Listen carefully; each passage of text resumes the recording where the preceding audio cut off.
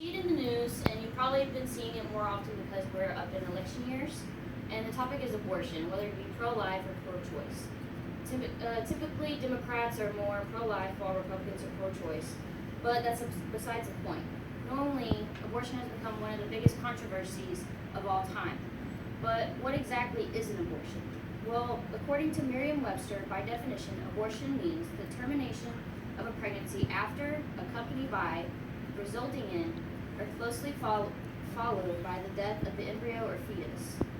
Abortion has been declared a fundamental right according to the constitutional case of Roe versus Wade.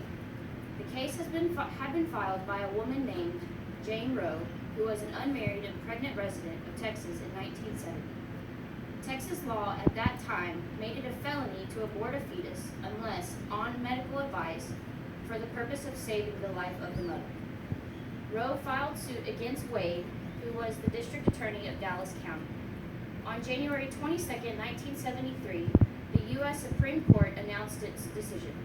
With Roe winning, the case stated that the Constitution gave a guarantee of certain areas or zones of privacy, and that abortion is broad enough to encompass a woman's decision of whether or not to terminate her pregnancy. On average, in around 2012, 699,202 legal induced abortions were reported to the CDC from 49 reporting areas. The abortion rate for 2012 was 13.2 abortions per 1,000 women aged 15 to 44 years, and the abortion ratio was 210 abortions per 1,000 live births. Compared with 2011, the total number and ratio of reported abortions for 2012 decreased 4%, and the abortion rate decreased 5%.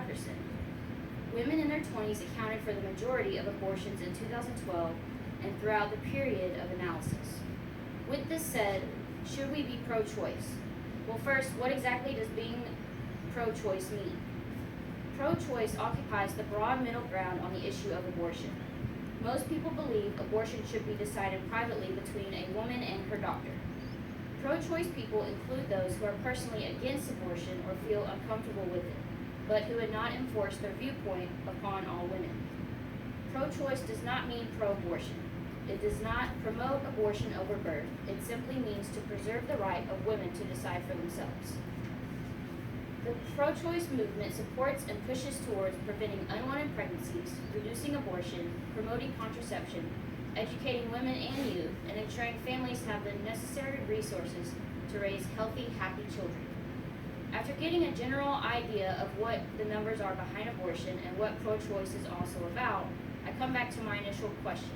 Why be pro-choice? Some reasoning behind my opinion are pro-choice believers support the right to privacy and the idea that women should have the right to do what she pleases with her own body. The choice of when and where of when and when not to produce is given to women per the 1992 decision in Planned Parenthood versus Casey, with Supreme Court Justice Sandra Day O'Connor writing that the ability of women to participate equally in the economic and social life of the nation has been facilitated by their ability to control their reproductive lives. Spinning off that, having the choice of whether to abort or keep the fetus also protects women from financial difficulties. A September 2005 survey in the peer-reviewed Perspectives on Sexual and Reproductive Health, asking women why they had an abortion, found that 73% of surveyors said they could not afford to have a baby, and 38% said giving birth would interfere with their education and career goals. In October 2010, a study from the University of Massachusetts at Amherst found that women at all income levels earn less when they have children, with low-wage workers being most affected. Abortion also reduces the welfare costs to taxpayers. The Congressional Budget Office, or the CBO, evaluated a proposed anti-abortion or pro-life bill that would ban all abortions nationwide after 20 weeks of pregnancy. The CBO found that the additional births would increase the federal deficit by $225 million over 9 years due to the increased need for medical coverage. Besides monetary issues, being pro-choice also helps the health and welfare of women. Access to professionally performed abortions reduces injuries and death to the mothers who are experiencing problems with their pregnancy and keeps them from having dangerous, illegal, unprofessionally performed abortions, increasing the dying risk. A woman's risk of dying from having an abortion is 0.6 in 100,000, while the risk of dying from giving birth is around 14 times higher. If continuing the pregnancy puts the mother and the unborn at risk, women should be able to choose whether or not to follow through with the pregnancy. Abortion gives pregnant women the option to choose not to bring the unborn to full term. Now sure, there's certain situations that come into play, such as rape and incest, which not only come with physical consequences, but with emotional ones as well. Situations like these mostly result in abortions because the people who become pregnant from these acts do not want to keep the fetus because the idea of raising the child of their rapist is too painful for them to cope. Pro-choice also supports young females who lose their virginity and become pregnant, giving them the option to abort or keep the fetus. Now that we see the venues, all the avenues that being pro-choice covers, remember, it is not merely pro-life or pro-abortion, it is a mixture of the two.